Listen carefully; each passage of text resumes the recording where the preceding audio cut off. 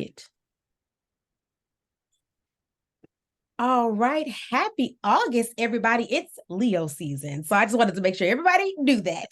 Welcome back to another episode of Give Black, Give Back Conversations. We host this conversation every other month to really explore the many facets of Black philanthropy and how it impacts our community in Middle Tennessee, but also beyond. I am your co-host, Kia Jarmon, and I am joined by my wonderful co-conspirator in justice, Lisa Swift-Young. Hello, Lisa.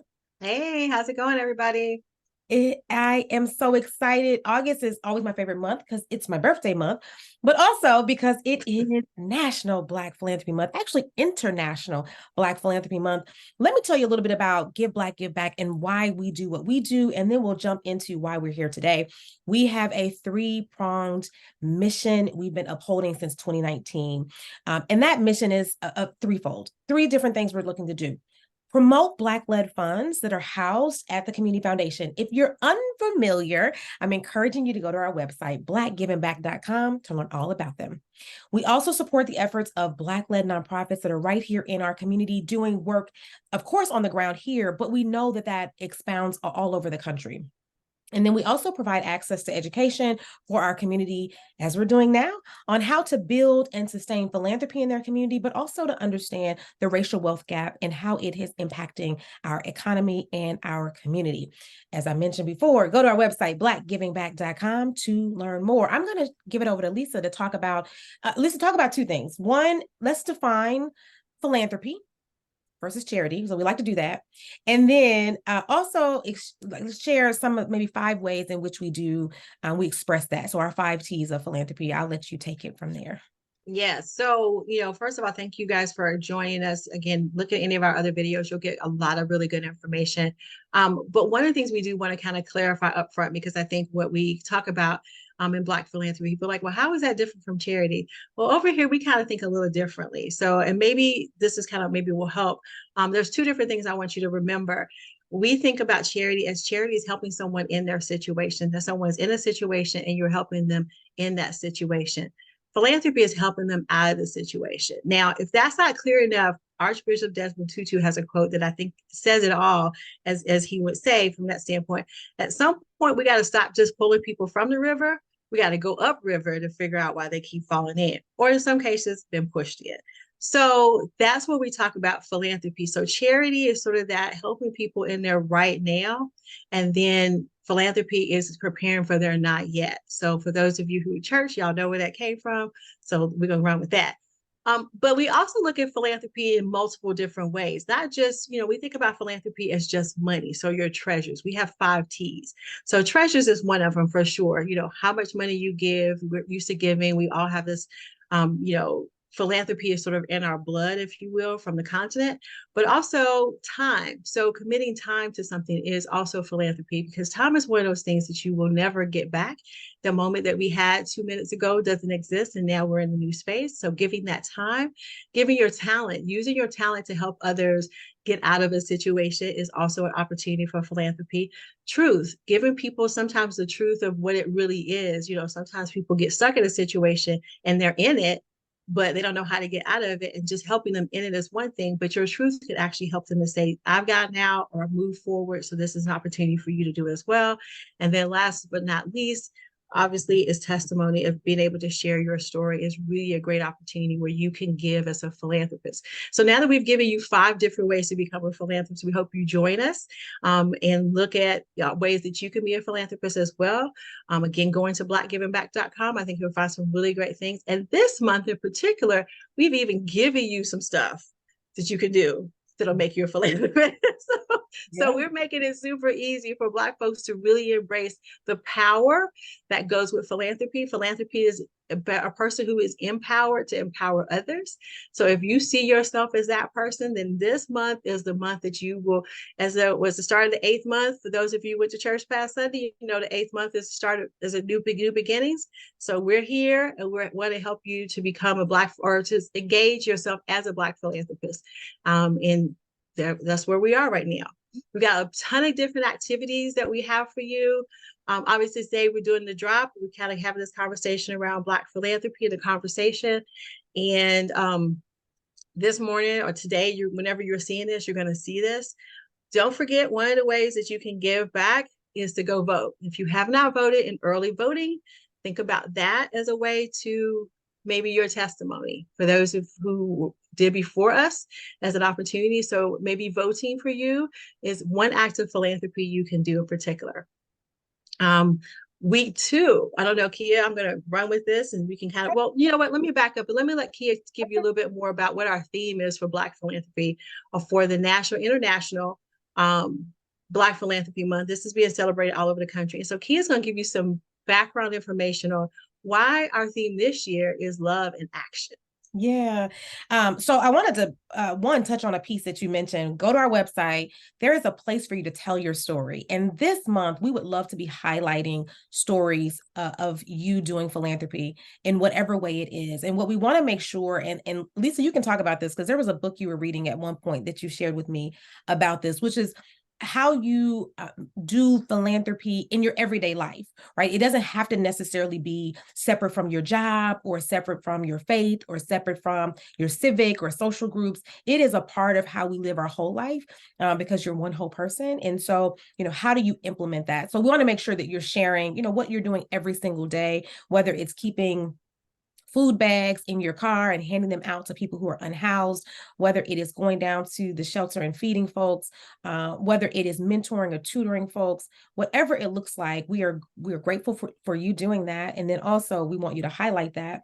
I will also say, because this question comes up quite a bit, if you are non-Black, can you celebrate Black Philanthropy Month? Absolutely. This is a great opportunity. If no other time, which of course we want you to be a 365, 366 supporter of Black philanthropy, but this is not just one time you do something. However, if you only have this month, we are highly encouraging you to support Black philanthropy. Why? Because oftentimes when we think about philanthropy, we do not look at other races outside of Europeanized communities. That's for a variety of reasons. That's because who we see on the names on buildings, who do we see streets named after, who do we see highways named after? It is usually people who are a part of that community and who are not a part of a Black community or a Hispanic community or an Asian community.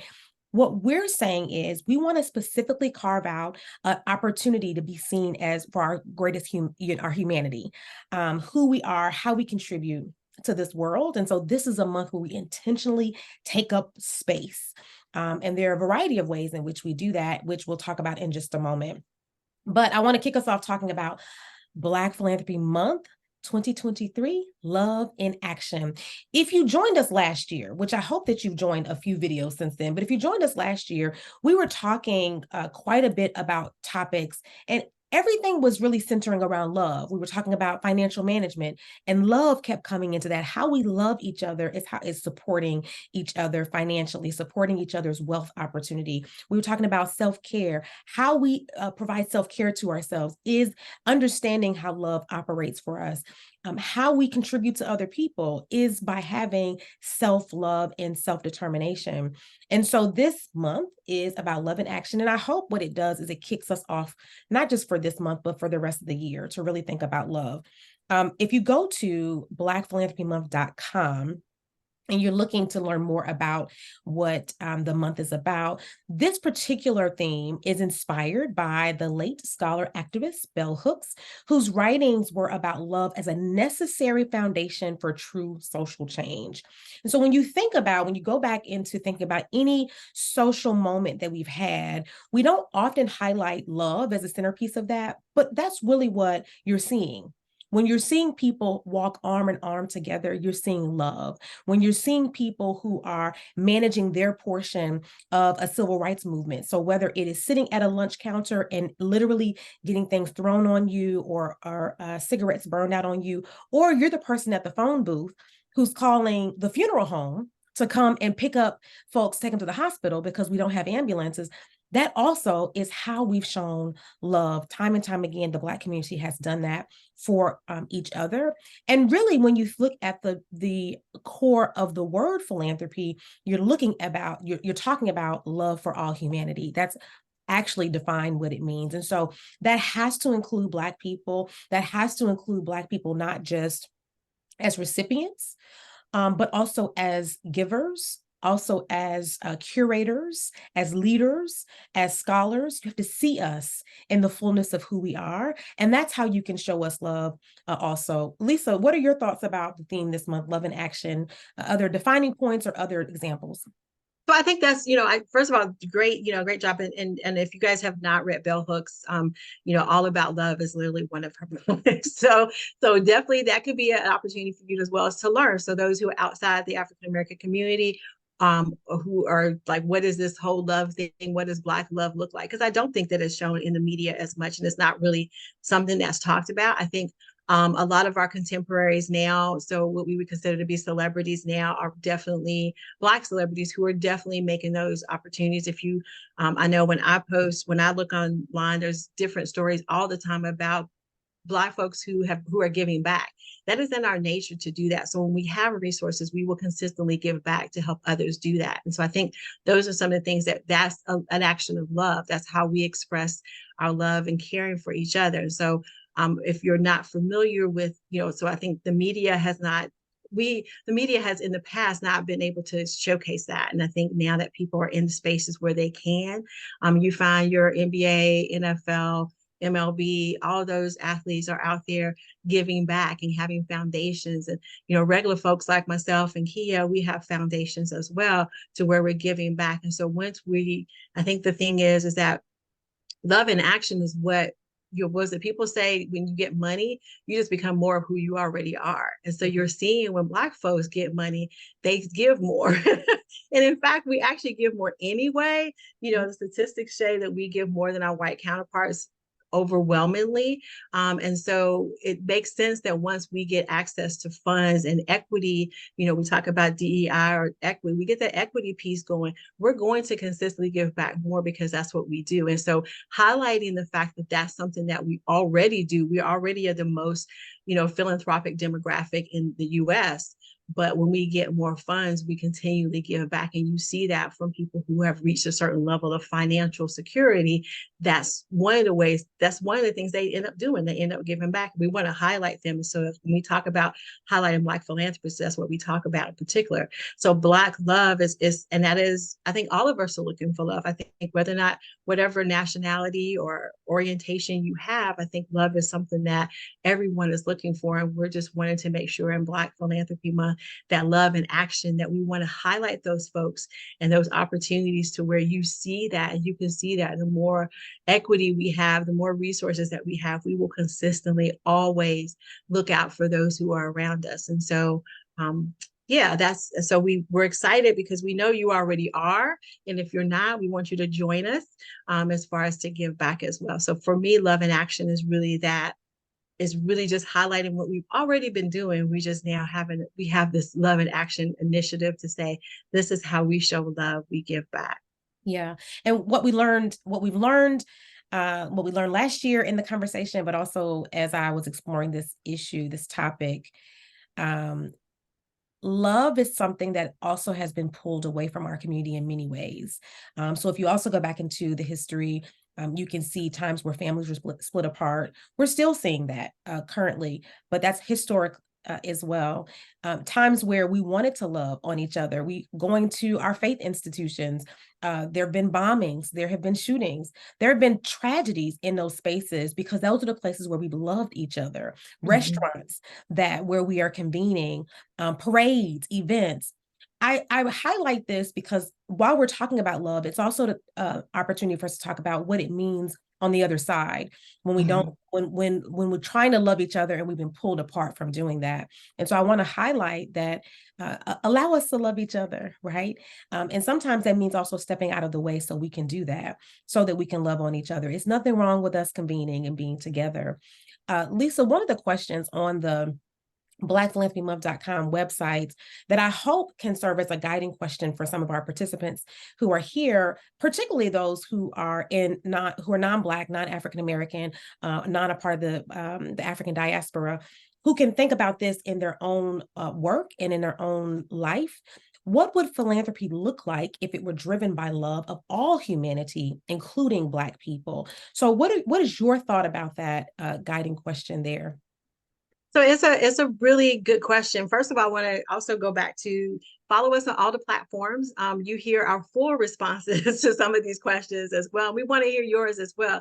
But on our platforms this month, you're going to see some Instagram posts and some Facebook posts where Key and I answer a couple questions from our perspective, and we want to get your feedback. Like, share, comment, all those different things. But I don't remember what I said then. But let me tell you what I'm thinking right now. When we talk about giving back and we talk about philanthropy specifically, what would it look like from that standpoint, and including Black folks? And I think for me, when it says what would philanthropy look like if you were driven by love of all humanity, including Black folks, I think that's interesting, because I think that in the era of Black Lives Matter, then people, the argument of like, why do you have to say Black Lives Matter when all lives matter? If that was the case, we wouldn't have to say that. And I think what we talk about love of including Black folks, or we can switch it out for Latino or Asian or, gender, binary or whatever, we could communicate that out. I think if we were not to relegate love to certain communities, I think, to Kia's point, a lot of times philanthropy is only looked at from the gaze of a Eurocentric gaze. And so it doesn't really include the humanity of other people when decisions are being made. When it's time to make a decision, we're not including Black folks or Latinos or Asian or any other demographic. So philanthropy would be, if it was driven by everyone, then everyone would be at the table and everyone would have an equitable share of input as well. And so when we're talking about Black folks in particular, we would be included in that. Like there would be thoughts of like, Kia talked about people separating families. There was a time when people thought like, oh, well, I can take care of them better, or someone could be in a better situation if I do it. Not respecting the fact that there are customs, there are history behind it, there are different things behind that, and not including that is not driven by love. Yeah. That's more of a superiority or I know better than you do. But if we were to be driven by love, to say, what does this person need? What do they need from a cultural standpoint? What do they need from their perspective, from their economic strata, or from their education level? If we were to say all people in every space, and we were to expand philanthropy out to include everyone, Black folks included, in all the different, we're not a monolith, right? So Black folks are not just, people who need economic support. We also are people who have economic means, right? So being able to include those people who have different disabilities or abilities, I should say. And so I think including that, I think we all as a community would serve, but I think we have to realize that it would be equitable. And I think that scares some people. So I think, what would philanthropy look like if it were driven by all of humanity, including Black folks? I would think it would look like equity. And so I think for some people, unfortunately, that's a scary notion, but for some folks, that is the best possible scenario. Mm-hmm. It would hopefully look like shared access, power, wealth. When I think about that particular question, what does it mean to include Black folks into philanthropy? I have a few thoughts. One is seeing the fullness of Blackness. As Lisa mentioned, we're not a monolith. We come in a variety of different ways, a variety of different forms. We have a variety of orientations and backgrounds, and we always have. We speak differently, we wear our hair differently, we dress differently, we approach situations and scenarios differently. So it would be a matter of acknowledging that we're all different, and that is also really beautiful, and that we're worthy to be in the space, even if I don't approach the situation the way you do, even if I don't speak with a dialect that feels comfortable to you, even if I dress a different way than you, that I also should have access to those spaces, not because I have to go through a list of qualifications, but because I'm a human. Mm-hmm. And I deserve to be in all spaces where humans are allowed to be. So that's one I think about. The other I think about is just really what I mentioned, redistributing wealth. And what that means is acknowledging that many of the buildings, highways and byways, land that we operate on was housed by people before you got there and before you co-opted, gentrified, or whatever new language or term we're using. There was someone who was here. And so really acknowledging that and naming that publicly. And when I say publicly, I mean by way of reallocating resources to certain communities, by making sure that those names or buildings are renamed after certain people, not just people who wrote checks. See, we have given a lot of ownership, a lot of credence to the dollar. And it's because of what we value. But humans, as we talked about in our 5 T's, my time is way more valuable than my money because I can always make more money. I can never make more time. And so it's important for you to value when I show up. It's important for you to value. And so our ancestors have shown up. The land that we operate on is ancestral land of Black and Indigenous people who often lived amongst each other and had to be in relationship with each other. And if there was discord, it was because it was the way of colonizers to move us apart, right? And so what we're saying is acknowledge that the land that you're walking on belongs to people who look just like me. And you acknowledge that in writing, you acknowledge that in formal documents, because we revise the history so much. And so when I think about what humanity means, it means that I get access to the fullness of what my ancestors had to go through, had to manage and deal with. And I get access to that. And I get an opportunity to build my wealth for my family because they weren't able to. So that's what I think about when I look at that question. And so what I hope is that each of you who are listening to us, I'm going to share the question again, that you get an opportunity to think about this within your own family and within your own workspaces, and maybe take this conversation into your civic and social groups, your political circles, wherever you are, and really begin to think about this.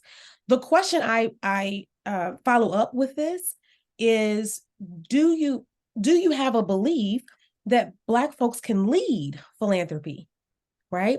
Because we're not just recipients, as Lisa mentioned, we also are leaders of our own philanthropic movements. We know that because if we go back to the continent of Africa or any other place that has a community of African people, which is most every continent on this planet, you're going to see how they built up those 5 T's, how they built up relationship with each other to be philanthropic. So the question again is, what would philanthropy look like if it were driven by love of all humanity, including Black people? Okay, so ask and answer that question of yourself over and over and over again, hopefully until you don't have to have the including Black people part, because then we'll already be there.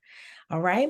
All right. So let's talk about how we are exhibiting love in action during this month. So you talked about, we're kicking off now, top of the month, top of August.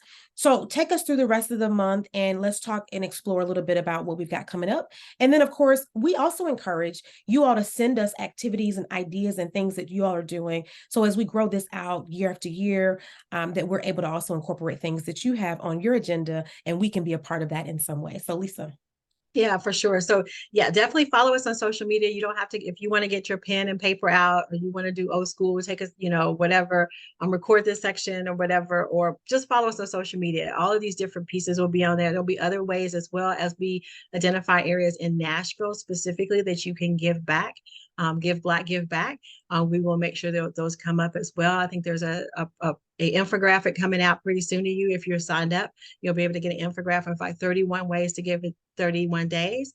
So that'll be a great opportunity for, if you're running, trying to figure out, and this is for everybody, not just for Black folks. This is for everybody who wants to really basically help someone out of their situation and move things forward, and not backwards from that standpoint. So this week we're just kicking off, and then this week we have voting. As I mentioned earlier, August 3rd is a voting day. If you did not vote early, this is definitely a way to give back. There are many people, we could go into a whole nother podcast talking about specifically how Black folks in particular change the Voting Rights Act, and that is certainly currently at risk right now. We have both of our justices, I think, on tap again. So for those of you who are listening in Davis in Shelby County, there are some very pivotal races out there. I know we're voting for mayor here, but don't forget about the races in your particular area. Don't just wait for the races for president or for the mayor or for the governor, but look at all the ones that are right there with you, because those are the people who are going to make the decisions in your community. So it's super important to, I think there's a ton of people for city council that are running. So, take your time, take a look at those, but definitely be there if you haven't already voted. August the 3rd is your day. So make sure that becomes a day and nobody tells you that's another day, because it's August the 3rd. And we're really happy that it's happening during Black Philanthropy Month, because it's definitely fits in our 5 T's. Then the following week, we're going to give you a little sneak peek. You kind of see a little bit of it now. We have some dynamic women philanthropists out there in the state of Tennessee as well, locally here in Nashville. We're going to bring a few of those in to do an in-house conversation there at the Community Foundation. And that is going to be a conversation about Black women. So again, in this whole conversation, we talk about philanthropists, and we talk about, most of the time they're white male philanthropists. So we're going to literally switch the dime and go female and Black.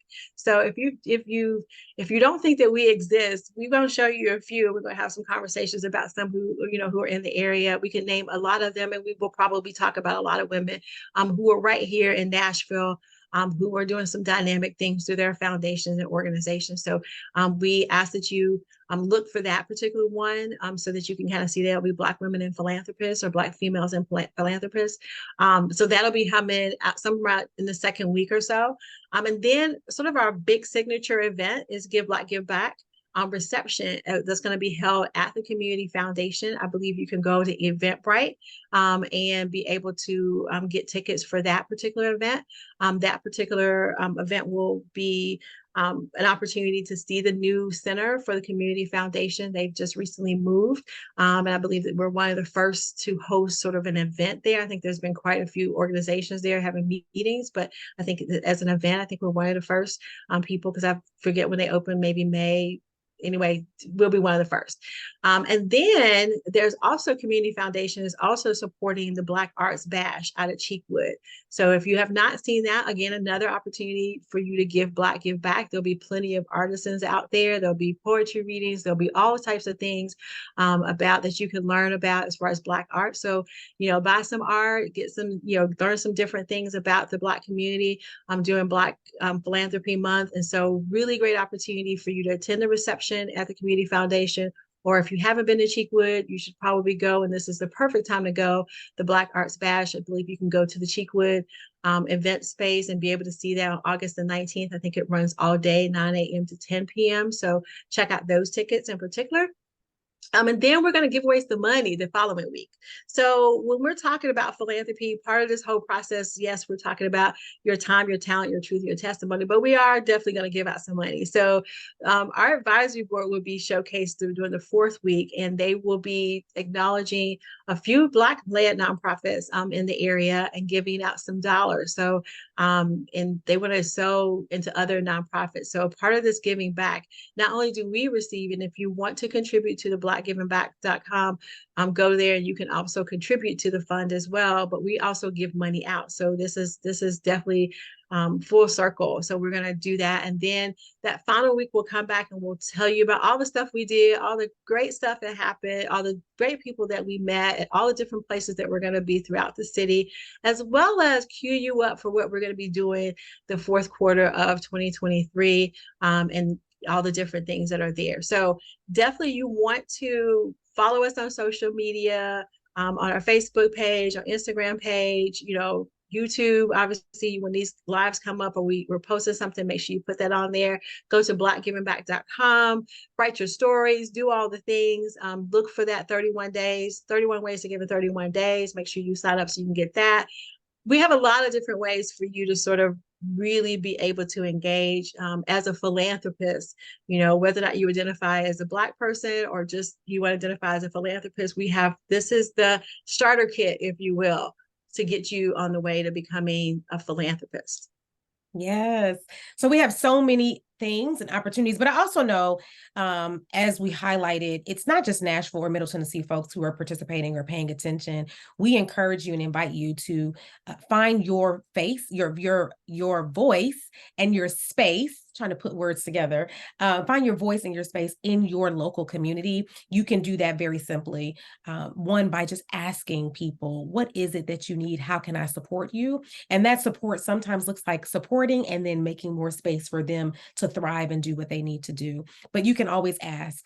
What you can do here locally, if you say, I just have no clue what to do, I don't have a ton of time, but I've got some capital, some money, then what you can do, as Lisa mentioned, is go to our website, blackgivingback.com, and donate to the Give Black Give Back Fund. And we will, along with our advisory board, we will distribute those funds on your behalf. So you still will be giving money.